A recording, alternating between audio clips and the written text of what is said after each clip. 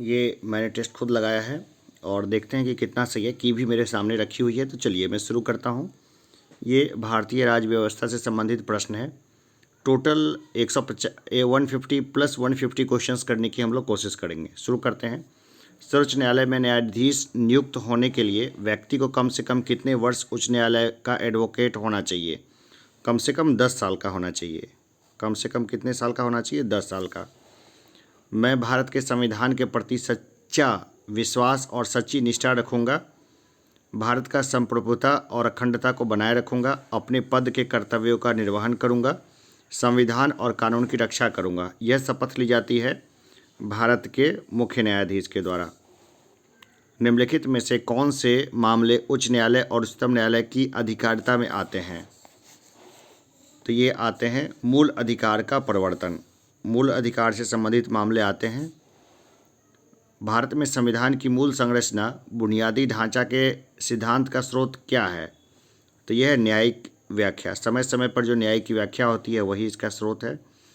भारत का सर्वोच्च न्यायालय एक अभिलेख न्यायालय है। इसका आशय है कि इसके सभी निर्णयों का साक्ष्यात्मक मूल्य होता है और इस पर किसी भी न्यायालय में प्रश्न चिन्ह नहीं लगाया जा सकता है। भारत के नीचे दिए गए न्यायालयों में से किन्हें अभिलेख न्यायालय माना जाता है? तो उच्च न्यायालय एवं उच्चतम न्यायालय दोनों को माना जाता है और इनके जो फैसले होते हैं ना, वो नीचे के न्यायालय के लिए एक नज़ीर होती है। उच्चतम न्यायालय मामलों की सुनवाई नई दिल्ली में करता है, परंतु किसी अन्य स्थान पर भी सुनवाई कर सकता है, तो ये राष्ट्रपति के अनुमोदन से।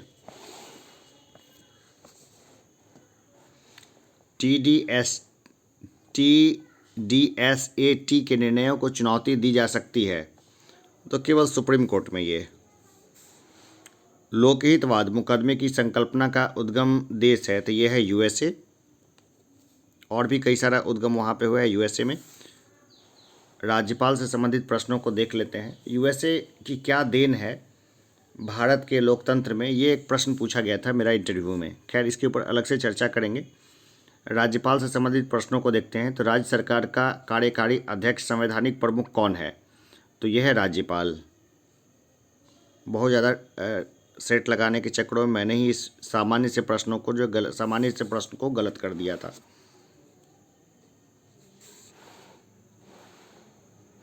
आगे देखते हैं।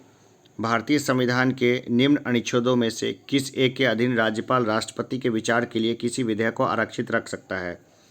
तो यह अनुच्छेद 200 के अंतर्गत। राज्यपाल को कितना मासिक वेतन मिलता है?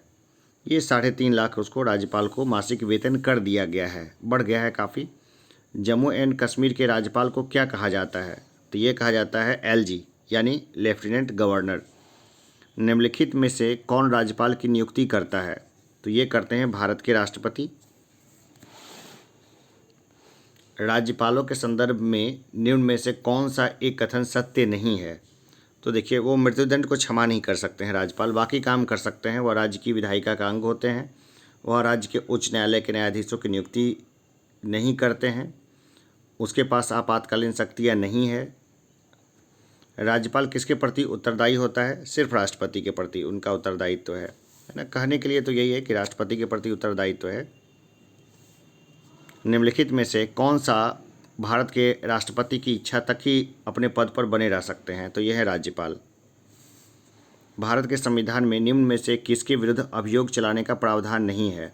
राज्यपाल के विरुद्ध महाभियोग नहीं चलता है, राष्ट्रपति उसको हटा सकते हैं। भारत के किसी राज्य की राज्यपाल बनने वाली पहली महिला कौन थी? तो ये थी सरोजिनी नायडू। पश्चिम बंगाल की प्रथम महिला राज्यपाल कौन थी? तो ये थी पद्मजा नायडू। विधान परिषद एवं विधानमंडल। विधान परिषद किसी साधारण विधेयक को निम्नलिखित में से किस अवधि तक रोक सकती है? तो ये रोक सकती है 4 माह तक। राज्य में दूसरे सदन की स्थापना या उसे रद्द करने से संबंधित कौन सी विधि सही विधि है? तो ये है कि संबंधित राज्य की विधानसभा द्वारा पूर्ण बहुमत से पारित प्रस्ताव और संसद से पारित विधि द्वारा जो है किसी दूसरे सदन की यानी उच्च सदन की का पूर्णतः विघटन हो सकता है। राज्य के किसी राज्य में विधान परिषद का सृजन अथवा उसकी परिसमाप्ति की जा सकती है किसी राज्य के राज्यपाल की संस्तुति पर? नहीं, ऐसा तो नहीं है। तो ये की जा सकती है राज्य विधानसभा के तत्संबंधी संकल्प पारित करने पर संसद द्वारा। भारतीय संविधान के निम्नलिखित में से किस अनुच्छेद के अंतर्गत विधानसभा को विधान परिषद का सृजन करने का प्रस्ताव पास करने की इजाज़त मिलती है? तो 169 के तहत है ये। उत्तर प्रदेश की विधान परिषद में राज्यपाल द्वारा कितने सदस्यों को मनोनीत किया जाता है? कुल सदस्य का 1/6 वो मनोनीत करते हैं राज्यपाल। निम्न में से किसको भंग नहीं किया जा सकता है परंतु समाप्त किया जा सकता है? तो राज्य विधान परिषदों को। भारतीय संविधान के निम्नलिखित अनुच्छेदों में कौन राज्य की विधानसभाओं के निर्वाचन का प्रावधान प्रस्तुत करता है? तो देखिए ये है अनुच्छेद 170। राज्य विधानसभा के निर्वाचन का संचालन करता है तो ये करते हैं भारत का निर्वाचन आयोग। विधानसभा के सदस्यों की निर्हरताओं से संबंधित प्रश्नों पर अंतिम निश्चय किसके द्वारा लिया जाता है? तो राज्यपाल द्वारा लिया जाता है ये। विधानसभा के सदस्य के लिए न्यूनतम आयु क्या विहित की गई है? तो ये की गई है 25 वर्ष। यदि किसी राज्य की विधानसभा का अध्यक्ष स्पीकर पद त्यागना चाहे तो उसे अपना त्यागपत्र देना चाहिए उपाध्यक्ष को। बिना विधानसभा का सदस्य निर्वाचित हुए कोई मंत्री किसी समय तक पद पर बना रह सकता है? तो 6 माह तक अपने पद पर बना रह सकता है। राज्य सरकार के मंत्रियों के वेतन एवं भत्तों का निर्धारण किया जाता है तो ये किया जाता है राज्य विधानसभा के द्वारा। राज्य की विधानसभा के सत्रावसान का आदेश किसके द्वारा दिया जाता है? तो ये दिया जाता है राज्यपाल के द्वारा। वह राज्य जहां विधान परिषद नहीं है, तो देखिए राजस्थान में विधान परिषद नहीं है, मैंने वहीं पे 15 साल से ऊपर गुजारे हैं तो ये मुझे सीधा ही ध्यान में है। भारत में एकमात्र राज्य है जहां सामान्य कॉमन सिविल कोड लागू है? तो ये लागू है गोवा में। वर्ष 1956 में कितने पुनर्गठित राज्यों में द्विसदनीय विधायिकाएँ थी? तो ये 5 राज्यों में थी। राज्यों के वित्तीय लेखों का नियंत्रण कौन करता है? तो ये करता है नियंत्रक एवं महालेखा परीक्षक। किसी राज्य के मुख्यमंत्री की कार्य अवधि होती है?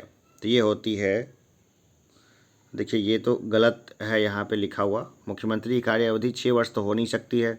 देखिए ये होती है 5 वर्ष, ठीक है ना। किसी राज्य के मुख्यमंत्री की अवधि होती है 5 वर्ष। देखो मैंने गलती से यहाँ गलत टिक लगा रखा है और की में भी जो है ना, मतलब कि ये गलत ही टिक है, तो यहाँ से ये गफलत पैदा हो गई। चलिए आगे देखते हैं।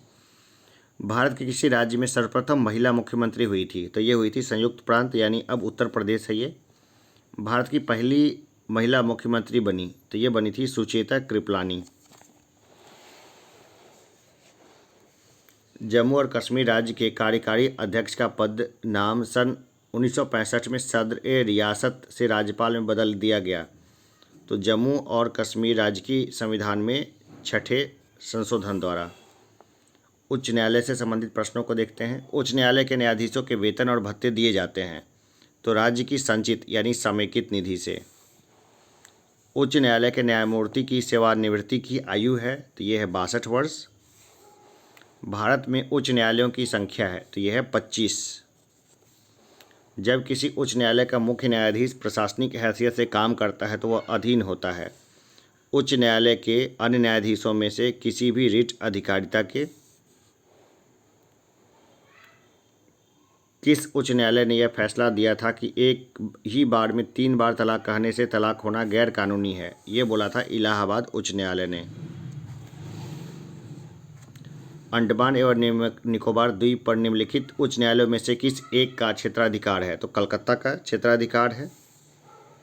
निम्नलिखित उच्च न्यायालयों में कौन एक से अधिक राज्य केंद्र शासित प्रदेशों के लिए है? तो ये है बम्बई। उच्चतम न्यायालय उच्च न्यायालयों के न्यायाधीशों की नियुक्ति तथा स्थानांतरण के लिए परामर्श प्रक्रिया के संबंध में राष्ट्रपति ने उच्चतम न्यायालय को एक अभिदेशन दिया है तो ये खंड 1 अनुच्छेद 143 के अंतर्गत दिया है। निम्नलिखित में से किसके मामले उच्च न्यायालय और उच्चतम न्यायालय दोनों ही अधिकारिता में आते हैं? तो यह है मूल अधिकारों का संरक्षण। एक ऐसी याचिका जो न्यायपालिका द्वारा जारी की जाती है तथा जिसमें कार्यपालिका से कहा जाता है कि वह ऐसा कार्य करे जो उसे प्रदत्त शक्तियों के अंतर्गत करना चाहिए था, उस रिट याचिका को कहा जाता है मैंडमस। जब सर्वोच्च न्यायालय किसी व्यक्ति अथवा संस्था को उसके दायित्वों के निर्वहन हेतु लेख जारी करता है तो उसे कहते हैं परमादेश।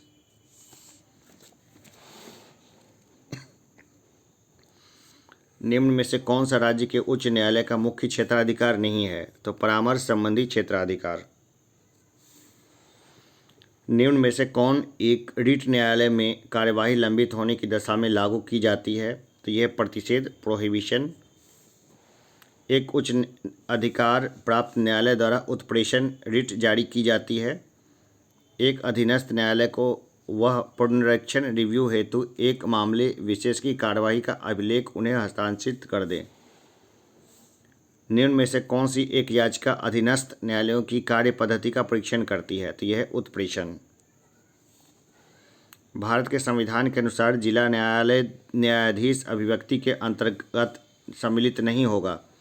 तो अधिकरण न्यायाधीश। उच्च न्यायालय का न्यायाधीश अपना त्यागपत्र संबोधित करता है राष्ट्रपति को। भारत में चलित न्यायालय मोबाइल कोर्ट किसका मानसपुत्र है? डॉक्टर APJ अब्दुल कलाम का। निवारक निरोध, प्रिवेंशन डिटेंशन के अंतर्गत एक व्यक्ति को बिना मुकदमा चलाए बंदी बनाकर रखा जा सकता है 3 माह तक।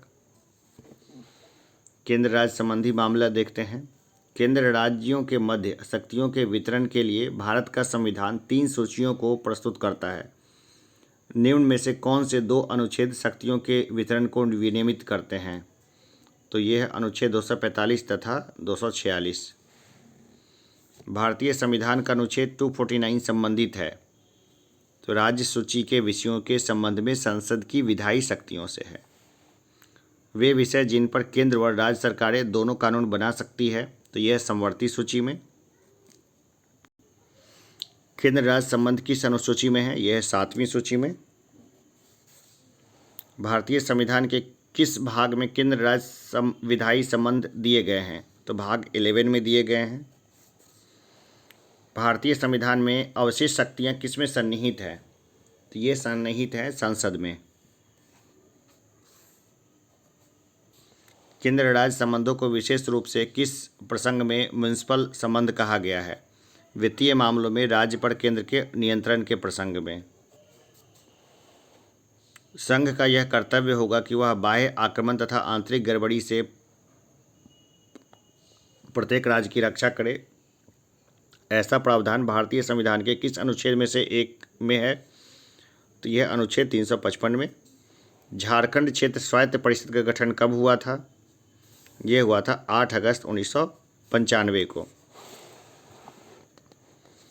निम्नलिखित में से किस अनुच्छेद के अनुसार भारतीय संविधान अंतर्राज्यीय परिषद के संबंध में प्रावधान करता है?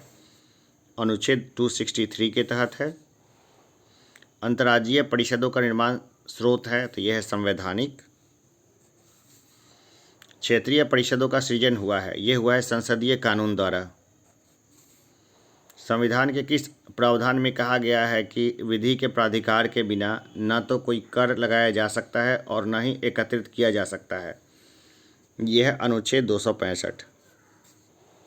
सरकारिया आयोग गठित हुआ था समीक्षा करने के लिए संघ और राज्यों के मध्य संबंधों की। सरकारिया आयोग की सिफारिशों का संबंध है केंद्र और राज्यों के पारस्परिक संबंधों से। क्या संविधान के अंतर्गत भारतीय संघ के राज्य विदेशी ऋण लेने की शक्ति रखते हैं? नहीं रखते हैं, एकदम बिल्कुल नहीं। राज्य सरकार को कृषि आय पर कर समानुदेशित करता है, ये करता है भारत का संविधान। निम्न करों में से कौन सा एक कर संघ द्वारा लगाया तथा वसूला जाता है किंतु संघ तथा राज्यों के बीच बांटा जाता है? तो कृषि आय के अतिरिक्त आय पर कर। आपात उपबंध से संबंधित प्रश्नों को देखते हैं। भारतीय संविधान के किस अनुच्छेद के अंतर्गत भारत सरकार का दायित्व है कि वह बाह्य आक्रमण एवं आंतरिक अशांति से राज्यों की रक्षा करे? तो यह अनुच्छेद 355 में। भारतीय संविधान के अनुच्छेद 352 के अनुसार राष्ट्रीय आपात की घोषणा निम्नलिखित में से किन परिस्थितियों में की जा सकती है? तो युद्ध, बाह्य आक्रमण अथवा सशस्त्र विद्रोह में किया जा सकता है। निम्न में से किस संविधान अनुच्छेद के अंतर्गत भारत के राष्ट्रपति मूल अधिकारों के कार्यान्वयन को स्थगित कर सकते हैं? तो अनुच्छेद 359 के तहत। मौलिक अधिकारों से जुड़े निम्नलिखित अनुच्छेदों के युग्मों में से कौन एक भारतीय संविधान के अनुच्छेद 359 के अंतर्गत आपात स्थिति लागू करने के दौरान निलंबित नहीं हो सकता है? तो अनुच्छेद 20 और 21। प्रायः किसकी सलाह पर राज्य में राष्ट्रपति शासन लागू किया जाता है? तो गवर्नर की सलाह पर लागू किया जाता है।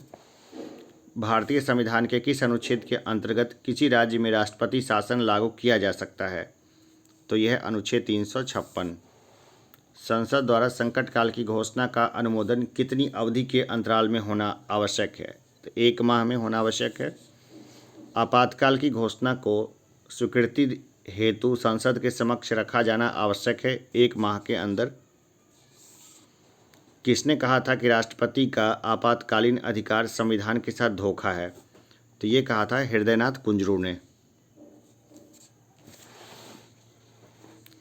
भारतीय संविधान के अंतर्गत कितने प्रकार के आपातकालीन की सोच है? 3 तरह के आपातकाल हो सकते हैं।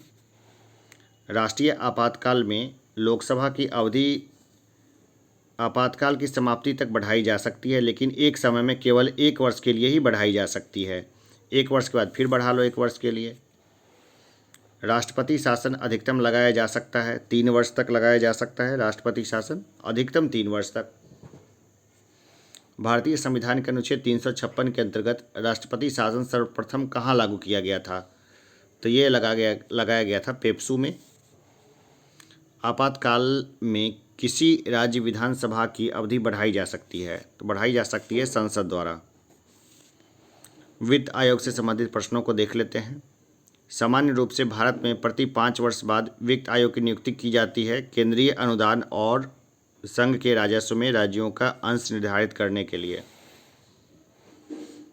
निम्न में से किस एक की सिफारिश के आधार पर संघ एवं राज्यों के बीच वित्तीय वितरण होता है? तो वित्त आयोग के ऊपर होता है। भारत में केंद्र राज्य वित्तीय संबंध किसकी संस्तुति से निर्धारित होते हैं? तो ये होते हैं वित्त आयोग की संस्तुति से। निम्नलिखित में से कौन सा प्राधिकरण केंद्र की समेकित निधि से राज्यों को राजस्व की सहायता हेतु अनुदान देने वाले सिद्धांतों की अनुशंसा करता है? तो ये करता है वित्त आयोग। निम्नलिखित में से कौन केंद्र और राज्यों में राजस्व बंटवारे के लिए मापदंडों की अनुशंसा करता है? तो ये करता है वित्त आयोग। निम्नलिखित में से कौन सा एक भारत में वित्त आयोग का कार्य नहीं है? व्यापार कर का विभाजन नहीं है वित्त आयोग का कार्य। केंद्र एवं राज्य के बीच वित्तीय फिस्कल विवादों के निपटारे हेतु एजेंसी है। तो यह है वित्त आयोग। केंद्र व राज्यों के मध्य वित्त का बंटवारा किसकी सिफारिश पर होता है? तो ये होता है वित्त आयोग की सिफारिश पर। 15वें वित्त आयोग के अध्यक्ष कौन हैं? ये हैं NK सिंह। संविधान लागू होने के पश्चात अब तक कितने वित्तीय आयोग बन चुके हैं? तो देखिए टोटल 15 वित्त आयोग बन चुके हैं। 14वें वित्त आयोग के अध्यक्ष कौन थे? तो ये थे YV रेड्डी। निम्नलिखित में से कौन वित्त आयोग द्वारा की गई प्रत्येक सिफारिश को संसद के प्रत्येक सदन के समक्ष रखवाएगा? तो ये रखवाएंगे भारत का राष्ट्रपति।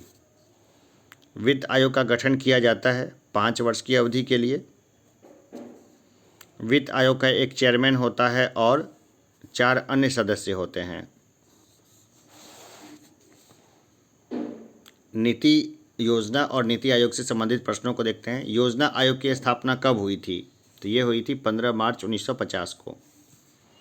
निम्न में से कौन संविधानेतर संस्था है? तो यह योजना आयोग। निम्नलिखित में से कौन सा एक संवैधानिक निकाय नहीं है? तो योजना आयोग संवैधानिक नहीं है। निम्नलिखित में से कौन सा एक संविधान का अंग नहीं है? तो यह योजना आयोग। भारत के योजना आयोग का प्रथम अध्यक्ष कौन था? तो जाहिर सी बात है पंडित जवाहरलाल नेहरू ही थे। योजना आयोग का अध्यक्ष कौन होता है? तो बाय डिफ़ॉल्ट भारत के प्रधानमंत्री होते हैं। अब नीति आयोग हो गया है वो। नीति आयोग के अध्यक्ष हैं तो ये हैं प्रधानमंत्री, अभी नरेंद्र मोदी हैं।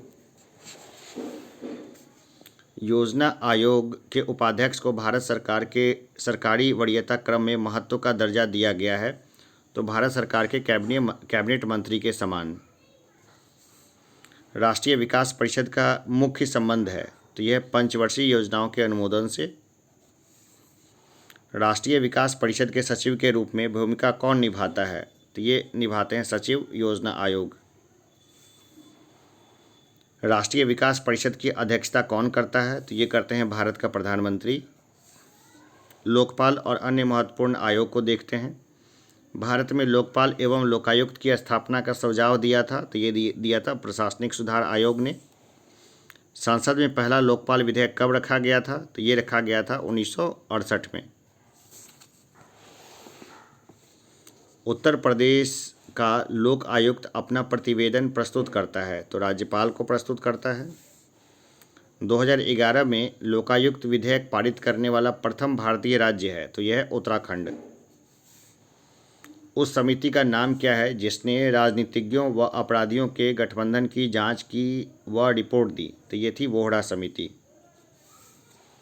भारतीय प्रशासनिक सेवा और भारतीय पुलिस सेवा को समाप्त करने की सिफारिश किसने की थी, तो ये की थी राजमन्नाड आयोग ने। राष्ट्रीय मानवाधिकार आयोग अधिनियम 1993 के अनुसार निम्नलिखित में से कौन एक इस आयोग का अध्यक्ष बन सकता है, केवल भारत का कोई सेवानिवृत्त मुख्य न्यायाधीश। निम्न में से कौन सी एक संस्था संवैधानिक संस्था नहीं है, तो यह मानवाधिकार आयोग, ये संवैधानिक संस्था नहीं है।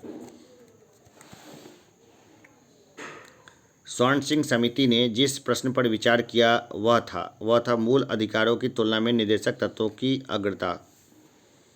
राज्य लोक सेवा आयोग के सदस्यों की नियुक्ति किसके द्वारा की जाती है, ये की जाती है राज्यपाल के द्वारा।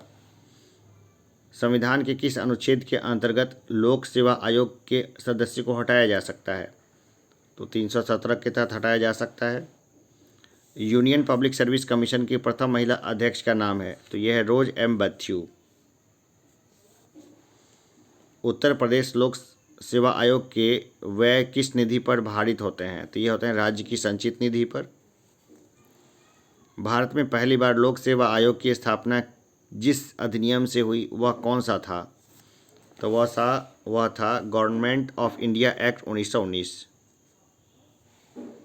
निम्न में से किस एक की परास्थिति अन्य तीनों से भिन्न है, तो राष्ट्रीय मानवाधिकार आयोग की। अस्थायी विशेष प्रावधान, भारतीय संविधान के किस अनुच्छेद में विभिन्न राज्यों से संबंधित विशिष्ट प्रावधान का उल्लेख है, अनुच्छेद 371 में। भारत के संविधान के अनुच्छेद 371 ख में निम्न राज्यों में से किसके लिए विशेष उपबद्ध प्रावधानित है, तो यह है असम में। निम्नलिखित राज्यों में से किसके लिए संविधान के अनुच्छेद 371 के अंतर्गत विशेष प्रावधान किया गया है, ये किया गया है महाराष्ट्र तथा गुजरात में। भारतीय संविधान में किसी राज्य को विशेष राज्य का दर्जा देने का अभिप्राय है राज्य का अलग संविधान। जम्मू एवं कश्मीर का राज्यपाल पदनाम कब बदलकर लेफ्टिनेंट गवर्नर कर दिया गया, ये कर दिया गया 2019 में। भारत के मुख्य निर्वाचन आयुक्त की पदावधि क्या है, तो यह 6 वर्ष या 65 वर्ष की आयु तक, जो भी पहले हो। मुख्य चुनाव आयुक्त को पदच्युत किया जा सकता है, तो ये किया जा सकता है संसद के दोनों सदनों के सदस्यों के 2/3 बहुमत से प्रमाणित कदाचार के आधार पर। भारत के मुख्य निर्वाचन आयुक्त को नियुक्त किया जाता है, तो राष्ट्रपति द्वारा नियुक्त किया जाता है। भारत का संविधान निम्नलिखित अनुच्छेदों में से किस एक के अंतर्गत एक निर्वाचन आयोग का प्रावधान करता है, ये करता है अनुच्छेद 324 के अंतर्गत। निम्नलिखित कार्यों में से कौन एक कार्य भारत के निर्वाचक आयोग से संबंधित नहीं है, तो देखिए ये है विधानमंडलों के चुनाव के लिए उचित प्रावधान करना, ये नहीं है। राष्ट्रपति का चुनाव निम्न में से किसके द्वारा संचालित किया जाता है, ये किया जाता है भारत के निर्वाचन आयोग द्वारा। निम्न में से किसका संबंध चुनाव आयोग से नहीं है, चुनाव की अधिसूचना जारी करना, ये चुनाव आयोग का काम नहीं है। सांसदों की अयोग्यता संबंधी विवाद पर कौन निर्णय देता है, तो निर्वाचन आयोग के परामर्श पर राष्ट्रपति। यदि किसी राज्य विधानसभा के निर्वाचन में निर्वाचित घोषित होने वाले प्रत्याशी अपनी निक्षिप्त राशि यानी जमानत राशि खो देता है तो इसका अर्थ है निर्वाचन लड़ने वाले प्रत्याशियों की संख्या बहुत अधिक थी। न्यायालय द्वारा अपराधी घोषित किए व्यक्ति को चुनाव लड़ने के लिए अयोग्य करार देने का निर्णय किया गया है, तो ये किया गया है संसद द्वारा। नवयुवकों द्वारा 18 वर्ष की आयु पर मताधिकार का पहली बार प्रयोग किया गया, तो ये किया गया 1989 के इलेक्शन में। केंद्र और राज्य की व्यवस्थापिकाओं के लिए मतदान की न्यूनतम उम्र की सीमा 21 वर्ष से घटाकर 18 वर्ष की गई 61वें संशोधन 1989 से। चुनाव आयोग से संबंधित प्रश्नों के द्वारा कंटिन्यू करते हैं।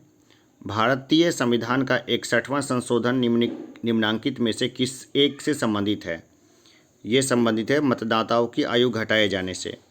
दिनेश गोस्वामी समिति ने सिफारिश की थी लोकसभा के चुनाव के सरकारी निधियन की।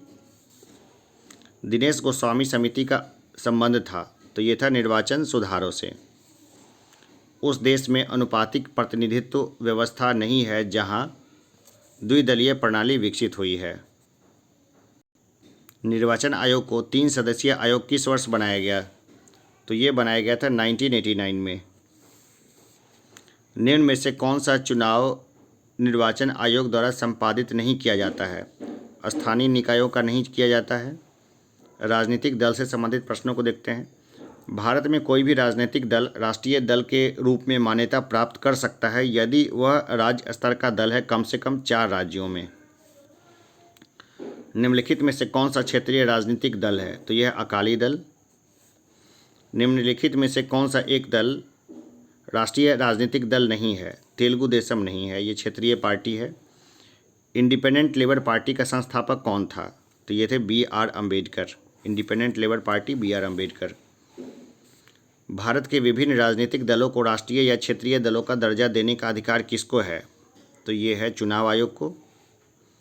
आंतरिक दलीय लोकतंत्र का उपयोग होता है दल का आंतरिक चुनाव जो दल के पदाधिकारियों के चयन हेतु समय समय पर हो। दल बदल निरोधक अधिनियम जिस तिथि को पारित हुआ वह कौन सी थी? वह थी 30 मार्च 1985।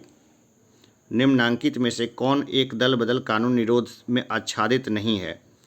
किसी दल में विभिन्न चरणों में बड़े पैमाने पर दल बदल।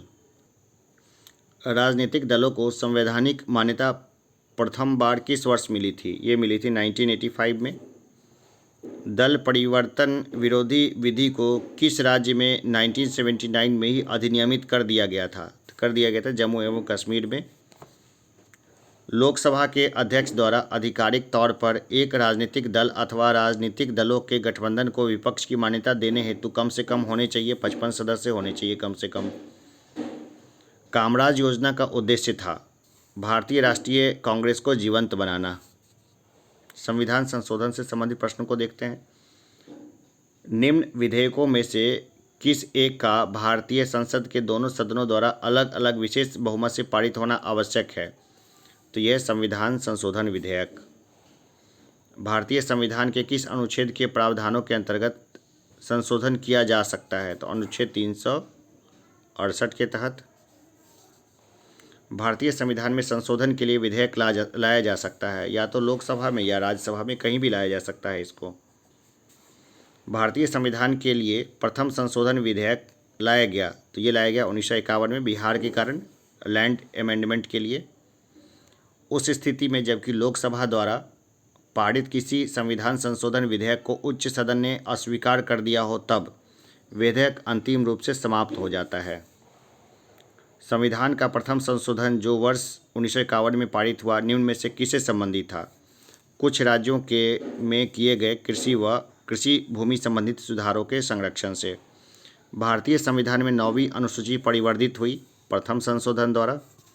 संविधान का 13वां संशोधन विधेयक संबंधित है 6 से 14 वर्ष के आयु के बच्चों की निःशुल्क और अनिवार्य शिक्षा से।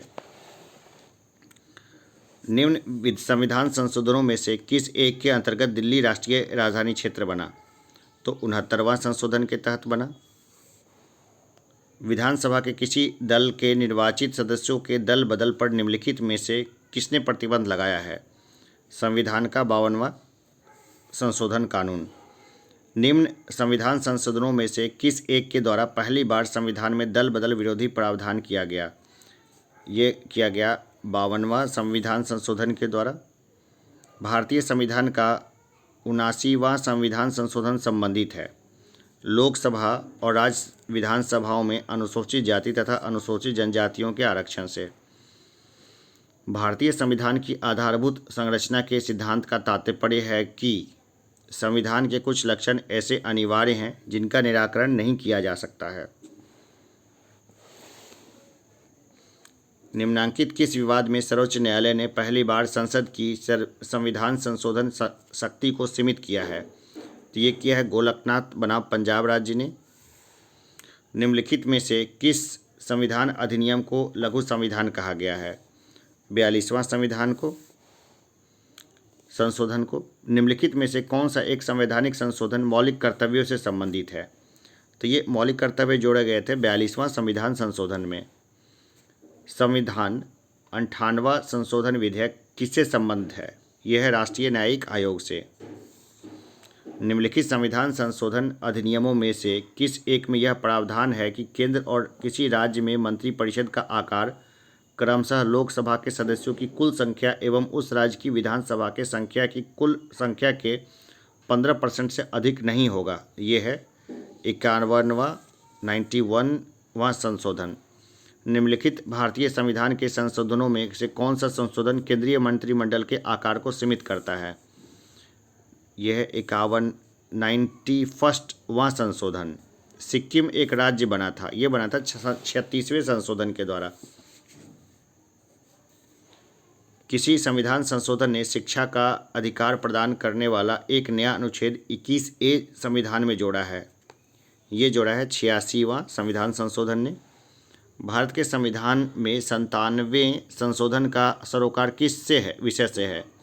यह सहकारी संस्थानों के गठन का कार्य संचालन से। अब राजभाषा से संबंधित प्रश्नों को देखते हैं। संविधान के किस अनुच्छेद में यह व्यवस्था की गई है कि प्रत्येक राज्य शिक्षा के प्राथमिक स्तर पर मातृभाषा में शिक्षा की पर्याप्त सुविधाओं की व्यवस्था करने का प्रयास करेगा? यह किया है अनुच्छेद 350 क ने। भारतीय संविधान के अनुच्छेद 344 के तहत प्रथम राजकीय भाषा आयोग का गठन हुआ था। यह हुआ था 1955 के बीजी खेर की अध्यक्षता में। निम्नलिखित संविधान संशोधन अधिनियमों में से किस एक के अंतर्गत भारत के संविधान की 8वीं अनुसूची में 4 भाषाएं जोड़ी गई जिससे उनकी संख्या बढ़कर 22 हो गई थी? ये थी संविधान 92वां संशोधन अधिनियम। निम्नलिखित में से कौन सी भाषा संविधान की 8वीं सूची में नहीं है? तो भोजपुरी नहीं है, हो भी नहीं सकती है। कौन सी भाषा हमारे संविधान की 8वीं अनुसूची में सम्मिलित नहीं है? तो राजस्थानी भी नहीं है। 71वें संशोधन से संविधान की 8वीं अनुसूची में कौन सी 3 भाषाएं जोड़ी गई थी? देखिए, नेपाली, कोंकणी और मणिपुरी, ये तीनों जोड़ी गई थी। भारतीय संविधान की 8वीं सूची में मान्य सरकारी भाषाओं की संख्या है, तो ये है 22। निम्नलिखित में से किस राज्य ने संस्कृत भाषा को राज्य की द्वितीय राजभाषा का दर्जा प्रदान किया है? तो ये प्रदान किया है उत्तराखंड ने। भारत की सरकारी भाषा संबंधी प्रावधान का संशोधन हो सकता है, कम से कम 2/3 बहुमत से हो सकता है। निम्नलिखित में से कौन सी भाषा बलूचिस्तान की है किंतु भाषा शास्त्रीय दृष्टि से द्रविड़ परिवार की हुई? तो इसका नाम है ब्राहुई। संविधान की 8वीं अनुसूची में सम्मिलित भाषाओं में कौन सी भाषा सर्वाधिक बोली जाती है? देखिए, बंगाली इन भाषाओं में सबसे ज़्यादा बोली जाती है, हिंदी के बाद बंगाली। पंचायती राज व सामुदायिक विकास से संबंधित प्रश्नों को देखते हैं। पंचायत के चुनाव कराने हेतु निर्णय किसके द्वारा लिया जाता है? तो ये लिया जाता है राज्य सरकार के द्वारा। पंचायती राज विषय है, तो राज्य की सूची पर विषय है ये। पंचायत चुनाव होते हैं, ये होते हैं प्रत्येक 5 वर्षों में। निम्नांकित में से कौन एक पंचायतों से संबंधित नहीं है? संविधान 74वां संशोधन अधिनियम नहीं है। पंचायतों एवं नगर पालिकाओं के प्रबंध में भारतीय संविधान में किस वर्ष प्रावधान किया गया? 1993 में प्रावधान किया गया।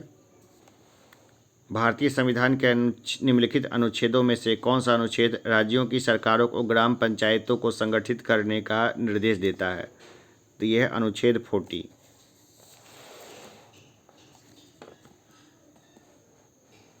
पंचायती राज को भारतीय संविधान के 73वें संशोधन के अंतर्गत स्वशासन की इकाई के रूप में संगठित किया गया।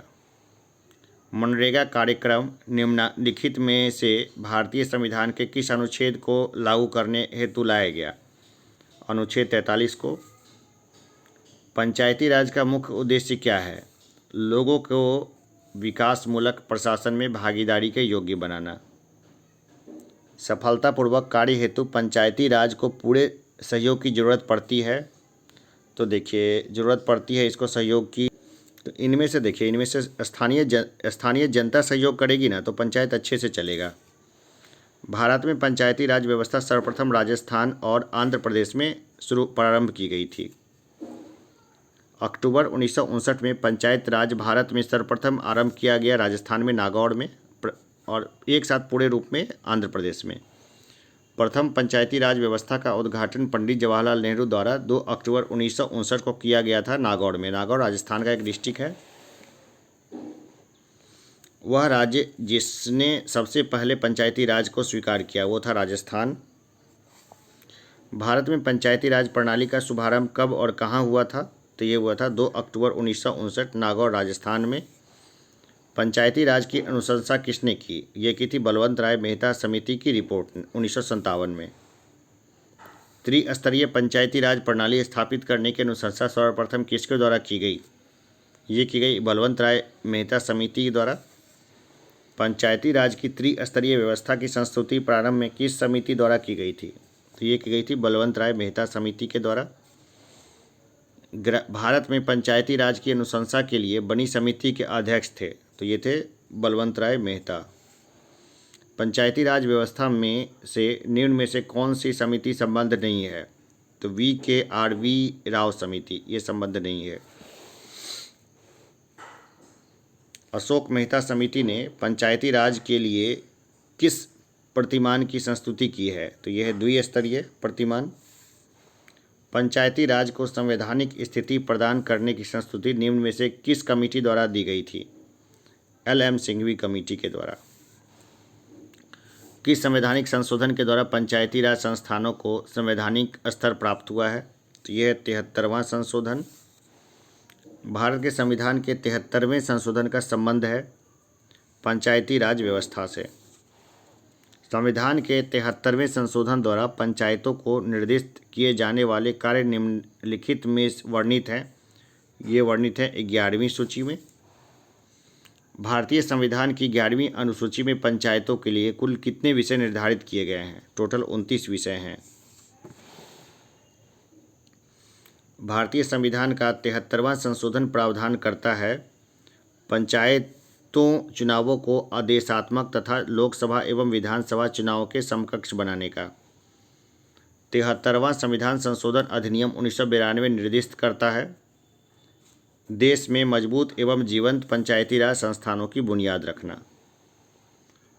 महिलाओं को पंचायतों में आरक्षण भारतीय संविधान इंडियन कॉन्स्टिट्यूशन में संशोधन करके दिया गया है, वह है 1992 का 73वां संशोधन। उत्तर प्रदेश में पंचायती राज संस्थाओं में महिलाओं के लिए आरक्षित स्थानों की संख्या कितनी है? तो कुल स्थानों का 1/3 है। 73वां संविधान संशोधन 24 अप्रैल 1993 से देश में प्रभावी हुआ। यह राजस्थान में किसको प्रोत्साहित किया है? स्वशासन व्यवस्था को प्रोत्साहित किया है इसने। पंचायती राज व्यवस्था में शासन प्रणाली की संरचना क्या है? तो यह है ग्राम, खंड और जिला स्तर पर स्थानीय स्वशासन की त्रिस्तरीय संरचना। पंचायती राज की त्रिस्तरीय प्रणाली में आते हैं तो ये आते हैं ग्राम पंचायत, क्षेत्र पंचायत और समिति और जिला परिषद। एक क्षेत्र पंचायत का क्षेत्र निर्धारित किया जाता है राज्य सरकार द्वारा। संविधान के प्रावधानों के अंतर्गत पंचायती चुनाव कराने का निर्णय किया जाता है, तो ये किया जाता है राज्य सरकारों के द्वारा। पंचायती राज व्यवस्था में न्याय पंचायतों को किसी को बंदी बनाए जाने की सलाह देने का अधिकार निम्न में से किस राज्य में है? तो यह है बिहार में। स्थानीय शासन की निम्नलिखित में से कौन सी एक विशेषता नहीं है? केंद्रीय नियंत्रण की नहीं है। राज्य वित्त आयोग का गठन भारतीय संविधान के अंतर्गत किया जाता है अनुच्छेद 243 आई के अनुसार। निम्नलिखित में से कौन सा एक प्राधिकरण किसी राज्य के राज्यपाल को उस विशेष राज्य की पंचायतों द्वारा विनियोजित हो सकने वाले करों और शुल्कों के निर्धारण के सिद्धांतों के विषय में संस्तुति करता है? तो यह है राज्य वित्त आयोग। मेयर का कार्यकाल कितने वर्ष का होता है? तो ये होता है 5 वर्ष का। निम्नलिखित में से किस एक में राज्य सरकारों का स्थानीय इकाइयों लोकल बॉडीज़ पर नियंत्रण नहीं होता है? नागरिकों की शिकायतों का। यदि पंचायत भंग होती है तो किस अवधि के अंदर निर्वाचन होंगे? 6 माह के अंदर होंगे। निम्नलिखित राज्यों में से किसमें पंचायती राज संस्था नहीं है? नागालैंड में नहीं है, वहाँ कबीलाई सिस्टम पहले से ही है। पंचायत समिति के सदस्य जनता द्वारा प्रत्यक्ष रूप से चुने जाते हैं, सीधा जनता सेलेक्ट करती है इनको। ब्लॉक स्तर पर पंचायत समिति है, प्रशासनिक प्राधिकरण है ये। निम्नलिखित में से कौन महात्मा गांधी राष्ट्रीय ग्रामीण रोजगार गारंटी अधिनियम के अंतर्गत लाभ प्राप्त करने का पात्र है? तो यह किसी भी परिवार के वयस्क सदस्य। महात्मा गांधी राष्ट्रीय ग्रामीण रोजगार गारंटी योजना में आयोजना बनाने, संपादन करने व क्रियान्वयन की जिम्मेवारी निम्न में से किसकी है? तो यह ग्राम पंचायत की। कुछ वर्गों के लिए विशेष उपबंध। अनुसूचित जनजाति का दर्जा धर्मनिष्ठा से तटस्थ है, इससे धर्म का कोई मतलब नहीं है। भारतीय संविधान के दिए अनुच्छेदों में अनुसूचित जनजातियों के लिए राष्ट्रीय आयोग का प्रावधान है, अनुच्छेद 338 ए में है। भारत के संविधान में लोकसभा में अनुसूचित जनजातियों के लिए व्यवस्था की गई है, तो अनुच्छेद 331 में की गई है।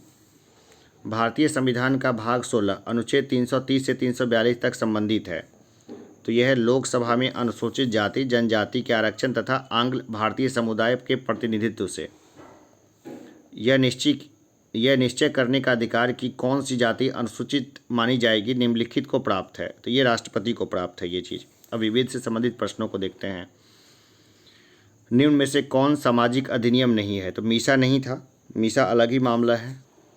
वह कौन सा अपराध है जिसको के घटित करने का प्रावधान दंडनीय है और जिसके पूर्ण होने पर अपराधी को दंडित नहीं किया जा सकता है? तो ये पहले था, ऐसा पहले आत्महत्या था, अब इसको लिस्ट से हटा दिया गया है। फोर्थ स्टेट या चतुर्थ स्तंभ क्या है? तो यह प्रेस। संविधानेतर अधिकार का अर्थ है वह शक्ति जो संविधान सम्मत नहीं है। संघ लोक सेवा आयोग अपना वार्षिक प्रतिवेदन सौंपता है, तो ये सौंपता है राष्ट्रपति को।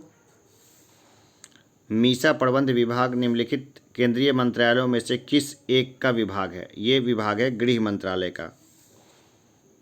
निम्नलिखित में से कौन सा एक मानव संसाधन विकास मंत्रालय में विभाग नहीं है? तो महिला और बाल विकास विभाग नहीं है। खाद्य और पोषण मंडल भारत सरकार के कौन से मंत्रालयों के अधीन कार्यरत हैं? तो ये है मानव संसाधन विकास मंत्रालय के अंतर्गत। राज्य की संचित निधि का संचालन किया जाता है, ये किया जाता है राज्य के विधानमंडल के द्वारा।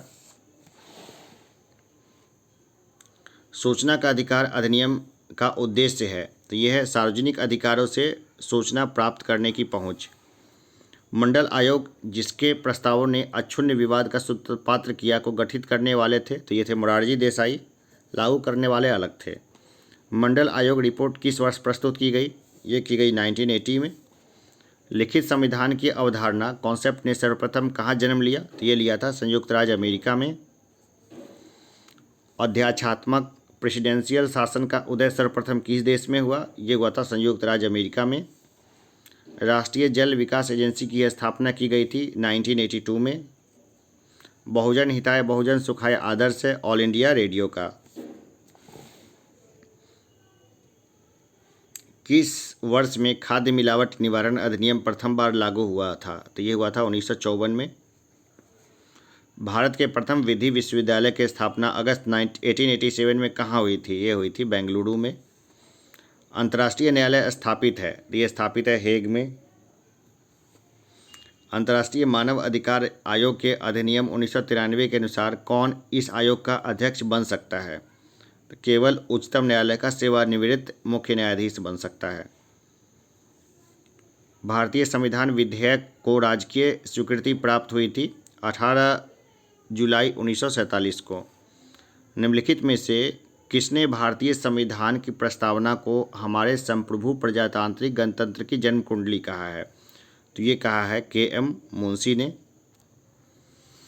निम्नलिखित में से कौन एक भारतीय संविधान के उद्देश्यों को प्रतिबिंबित करता है? तो ये करता है संविधान की प्रस्तावना, प्रीएम्बल ऑफ द कॉन्स्टिट्यूशन। संविधान सभा के संवैधानिक सलाहकार थे तो ये थे बी.एन. राव। भारत के सर्वोच्च न्यायालय ने संविधान में मूल संरचना सिद्धांत, बुनियादी ढांचा सिद्धांत का प्रतिपादन निम्नलिखित में से किस मुकदमे में किया है? ये किया केशवानंद भारती बनाम केरल राज्य। 1937 में प्रांतों में मंत्रिमंडल के निर्माण के उपरांत कांग्रेस का शासन कितने महीने चला था? तो ये चला था 28 महीने। भारत के संविधान में अंतर्राष्ट्रीय शांति और सुरक्षा की अभिवृद्धि का कहाँ उल्लेख है? तो यह है राज्य के नीति के निर्देशक तत्वों में। निम्नलिखित में से कौन सा राज्य का नीति निर्देशक तत्व नहीं है? तो यह है 16 वर्ष की आयु तक के बच्चों को निःशुल्क शिक्षा। ये नहीं है, ये अब फंडामेंटल में राइट्स में आ गया है। ये निम्नलिखित में कौन सा मौलिक अधिकार नहीं है? तो संपत्ति का अधिकार नहीं है, मौलिक अधिकार हटा दिया गया इसको। प्रत्यक्ष बंदीकरण अधिनियम, प्रिवेंटिव डिटेंशन एक्ट के अंतर्गत एक व्यक्ति बिना मुकदमा चलाए बंदी बनाया जा सकता है 3 माह के लिए। निम्नलिखित में से किस आधार के कारण नागरिक की विचार अभिव्यक्ति की स्वतंत्रता पर प्रतिबंध नहीं लगाया जा सकता है? अवांछनीय आलोचना। नागरिकता अधिनियम 1955 के अंतर्गत पंजीकरण द्वारा भारतीय नागरिकता प्राप्त करने के लिए भारतीय मूल के व्यक्ति को भारत में कितने वर्ष बिताने होंगे? 7 वर्ष बिताने होंगे। निम्नलिखित में से भारत में नागरिकता निर्धारण का विशिष्ट अधिकार किसे प्राप्त है? ये प्राप्त है केंद्र सरकार को। निम्नलिखित में से कौन संसद के दोनों सदनों की संयुक्त बैठक की अध्यक्षता करेगा? तो ये करेंगे लोकसभा का अध्यक्ष। निम्नलिखित में से किसे 16वीं लोकसभा हेतु कार्यकारी अध्यक्ष यानी प्रोटेम स्पीकर नियुक्त किया गया था? तो ये किया गया था कमलनाथ को। और देखिए 17वां लोकसभा भी चल रहा है, ठीक है ना। तो 17वां जो लोकसभा है इसके लिए वीरेंद्र कुमार को किया गया था। तो ये वाला इम्पोर्टेंट है, 17th में किसको किया गया? ये करंट से संबंधित है, यही पूछा जा सकता है।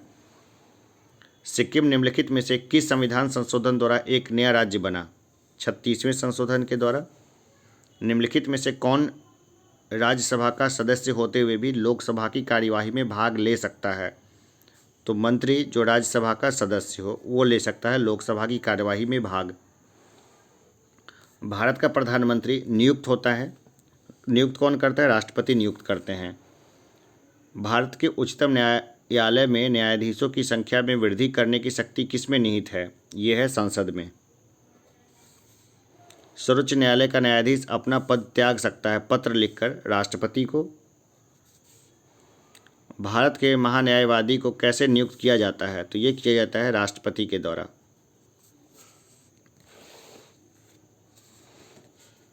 निर्वाचन आयुक्त हटाया जा सकता है मुख्य निर्वाचन आयुक्त के परामर्श पर राष्ट्रपति के द्वारा।